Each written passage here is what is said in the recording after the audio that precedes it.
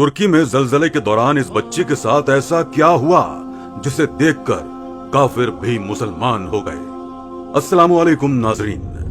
दोस्तों, आज हम आपको तुर्की में आने वाले जलजले के दौरान होने वाले मौजिजे के बारे में बताएंगे, जहां हर इमारत जमीन बोस हो गई, हर सू तहलका मच गया।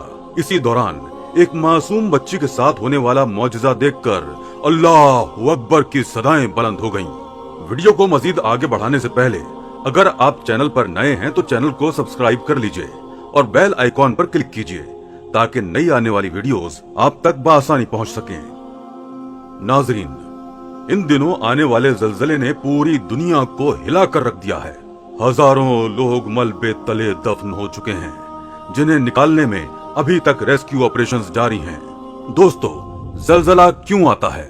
जमीन के अंदर तहों में चट्टानों के दरमियान अरसे से जारी हरकत के बाइस पैदा होने वाली तवानाई के अखराज से सतह जमीन पर पैदा होने वाली हलचल का नाम जलजला है। जलजले कुदरती आफात में सबसे हौलनाक और तबाहकुन तस्वुर किए जाते हैं। ये अचानक आते हैं और पलक झपकते ही बेशुमार इंसानों और बस्तियों को तबाह बर्बाद कर देते हैं। जलजले को कुदरती आफत का नाम दिया गया है, जो अल्लाह ताला की तरफ से अज़ाबे इलाही मुख्तलिफ कौमों पर मुख्तलिफ शक्लों में जाहिर होता है, जिसमें जलजले, तूफान, सैलाब, कहत और खुश्क साली के अलावा दीगर जमीनी और आसमानी आफात और बल्लियात शामिल हैं। अल्लाह रब्बुल इज्जत ने कुरान करीम की सूरह ज़िलज़ाल की पहली चंद आयात में कुर्बे क़यामत की बड़ी निशानियों में से एक हौलनाक जलजले का जिक्र करते हुए इरशाद फरमाया।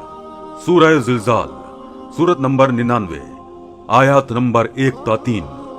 जब जमीन अपने सख्त भौचाल से बड़ी शिद्दत के साथ थर थराई जाएगी और जमीन अपने सब बोझ निकाल बाहर फेंकेगी और इंसान हैरानो शशदर होकर कहेगा, इसे क्या हो गया है? सूरह शूरा में इरशाद खुदाबंदी है। सूरह शूरा, सूरत नंबर 42, आयत नंबर 30। और जो मुसीबत भी तुमको पहुंचती है तो उस बदामाली के सबब से ही पहुंचती है जो तुम्हारे हाथों ने कमाई होती है। हालांकि बहुत सी कोताहियों से तो वो दरगुजर भी फरमा देता है। कुदरती आफात जैसा कि जलजले हमारी अपनी ही कोताहियों के नतीजे में रूनुमा होते हैं। हर शख्स के आमाल एक से नहीं होते, सब पर मुसीबत उसके आमाल के मुताबिक ही आती है। कुछ के लिए ये कुदरती आफात जहां मुसीबत बनकर आती हैं, वहीं अल्लाह ताला के नेक बंदों पर ये बतौर आजमाइश भी मुसल्लत की जाती हैं। अगर हम ताजा तरीन जलजले की सूरत हाल पर गौर करें तो मंजर आम पर आने वाली तस्वीर इंसानियत को खून के आंसू रुला रही हैं। अल्लाह के गजब को देखकर जहां दिल खौफ से लरजने लगता है, वहीं खुदा अपनी कुदरत भी इंसानों को दिखाता है। पीर के दिन तुर्की और शाम में आने वाले शदीद किस्म के जलजले ने हर सू तबाही मचा दी है। अब तक की मौसूल होने वाली खबरों के मुताबिक तुर्की और शाम के जलजले से होने वाली तबाहकारियों के बाइस अब तक 5000 से ज्यादा अफराद लुक़्मा-ए अजल बन चुके हैं और मजीद अमवात की पेशगोई भी जारी है।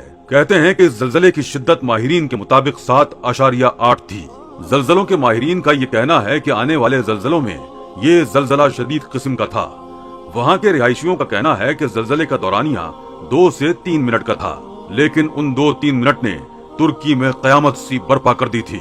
ऐसी तबाही और चीखो पुकार थी कि लग रहा था गोया कयामत कायम हो चुकी हो। बड़ी बड़ी इमारतें पल में जमीन बोस हो चुकी थीं।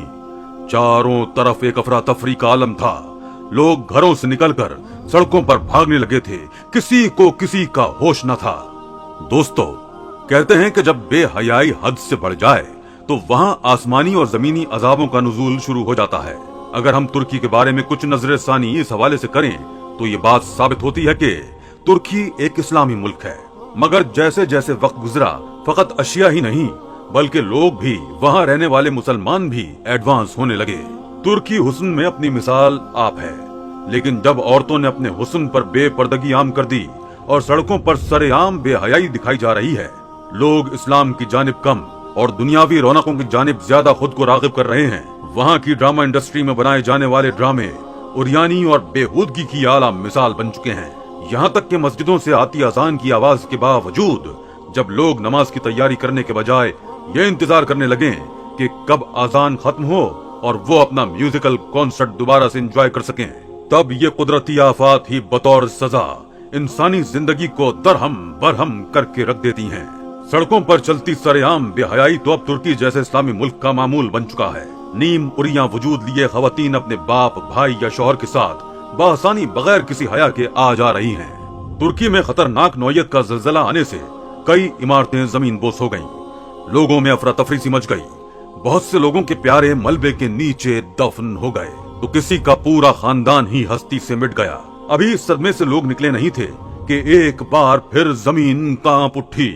ایک اور شدید ترین زلزلے کے جھٹکے نے کئی زندگیاں نگل لیں اور اب تک ہزاروں لوگ اس آفت کا شکار ہو کر وفات پا چکے ہیں، جبکہ کئی زخمی ہیں اور ابھی بھی ملبے کے نیچے موجود ہیں۔ ہر سو چیخو پکار اور اپنے پیاروں کا نام پکار کر سسکیاں لیتی آوازیں انسان کا دل جھنجھوڑ رہی ہیں۔ کئی دن سے ریسکیو آپریشن جاری تھا، وزنی پتھر اور ٹوٹی عمارات کو ہٹا کر زخمی لوگوں کو نکالا جا رہا تھا۔ اسی دوران کچھ اہلکاروں کو ایک خاتون کے چیخنے کی آوازیں سنائی دیں۔ وہ بڑے پتھروں اور ملبے کے ڈھیر کو ہٹا کر یہ نشاندہی کرنے لگے کہ آخر یہ آواز آگ کس سمت سے رہی ہے۔ اس زلزلے کو چند دن بیت چکے ہیں اور اس ملبے کے نیچے سے ابھی بھی چیخو پکار کا سنائی دینا وہاں زندگی کی علامت کو ظاہر کر رہا ہے۔ وہاں کی ریسکیو ٹیم کے افراد کا کہنا تھا وہ عورت بری طرح چلا کر مدد کے لیے پکار رہی تھی، لیکن بھاری پتھروں کے ملبے کو اٹھانا ایک مشکل امر تھا۔ اس وقت اس عورت کی چیخو پکار سن کر ریسکیو ٹیم کے علاوہ مقامی لوگ بھی جمع ہو گئے اور ملبہ اٹھانے لگے تاکہ ایک زندہ انسان کو بچایا جا سکے، لیکن بہت لوگوں کے پتھر ہٹانے کی کوشش بھی اس بڑے ملبے کے ڈھیر کو ہٹانے کے لیے ناکام تھی۔ لیکن چیخو پکار ایسی تھی دل کو تڑپائے جا رہی تھی۔ لوگوں کی بے چینی کا یہ عالم تھا کہ وہاں موجود سب لوگ ہی اس ملبے کو ہٹانے لگے۔ وقت کے ساتھ ساتھ وہ عورت مزید بلند آواز میں چلا رہی تھی۔ ریسکیو اہلکار اسے اپنی موجودگی کا احساس دلاتے ہوئے اسے حوصلہ رکھنے کی تلقین کر رہے تھے۔ ہر سو چیخو پکار اور لوگوں کی سسکیاں ایک ہولناک فضا پیدا کر رہی تھی۔ اس ملبے کو ہٹانے میں 30 منٹ تک کا وقت لگ گیا۔ اس دوران اس عورت کی چیخنے اور رونے کی آوازیں بالکل ہی آنا بند ہو چکی تھیں۔ لوگوں کو یہ لگا کہ شاید وہ عورت آکسیجن نہ ملنے کی وجہ سے مزید سانس نہیں لے پا رہی، اس لیے اس کی چیخیں اب دم توڑ گئی تھیں۔ ایک اہلکار نے ایک بڑے پتھر کو ذرا سا سرکایا ہی تھا کہ اسے کسی ننھے وجود کی موجودگی کا احساس ہوا۔ اگر وہ پتھر کو ذرا سا بھی مزید سرکاتے تو بچے کو چوٹ پہنچ سکتی تھی۔ پتھروں کے بیچوں بیچ ایک نومولود بچے نے جنم لیا تھا۔ یہ منظر کسی معجزے سے کم نہ تھا۔ جہاں اتنی تباہکاریاں ہوئیں اور لوگ اس آفت کا شکار ہو گئے، وہیں یہ ننھا بچہ پتھروں کے بیچ یوں لیٹا تھا گویا ماں کی گود میں پرسکون سو رہا ہو۔ اس کی کیفیت دیکھ کر یہ اندازہ لگایا جا سکتا تھا کہ اسے پیدا ہوئے زیادہ وقت نہیں گزرا، اور وہاں ایک عورت بھی موجود تھی جس کی حالت دیکھ کر لگ رہا تھا کہ وہ بچ نہیں پائے گی۔ وہاں موجود لوگوں نے اس عورت پر ایک چادر پھینک کر اسے ڈھانپ دیا اور اس بچے کو بھی گود میں بھر لیا۔ اس بچے کی ولادت ابھی ہوئی تھی۔ وہ عورت مر چکی تھی، لیکن وہ بچہ بالکل صحیح سلامت تھا۔ ریسکیو اہلکار اور وہاں موجود لوگ یہ منظر دیکھ کر رو پڑے۔ ہاتھوں میں آتے ہی وہ بچہ رونے لگا۔ اس منظر نے کئی آنکھیں اشک بار کر دیں۔ اس بچے کا زندہ رہنا کسی معجزے سے کم نہیں تھا۔ جہاں اس زلزلے سے ہزاروں لوگ اپنی جانیں گنوا بیٹھے، وہاں ملبے کے نیچے دبی عورت جو پیر کے دن سے بھوکی پیاسی وہاں مدفون ہو چکی تھی۔ 3 دن اللہ نے اس عورت کو بس اسی لیے زندہ رکھا کہ اس کے وجود میں پلتی زندگی کو زندہ رکھنا مقصود تھا، اور اسے وقت مقررہ پر اس ملبے سے نکال کر اپنی قدرت عظیمی سے اپنے بندوں کو یہ سمجھانا تھا کہ بے شک وہ ہر چیز پر قادر ہے اور مطلق ذات ہے، جسے چاہے جہاں چاہے زندگی دے سکتا ہے۔ یہ منظر دیکھ کر جہاں رب کریم کی ذات کی بڑائی دل میں آتی ہے، وہاں یہ بات بھی سامنے آتی ہے کہ انسان نہ جانے خود کو کیا سمجھتا ہے، اور غرور اور تکبر میں خدائی دعوے کرنے سے گریز نہیں کرتا۔ وہ زلزلے کے ایک جھٹکے کی تباہی کو بھی برداشت نہیں کر سکتا۔ کاش کہ دنیا کے متکبر لوگ اس بات کی حقیقت کو سمجھ جائیں۔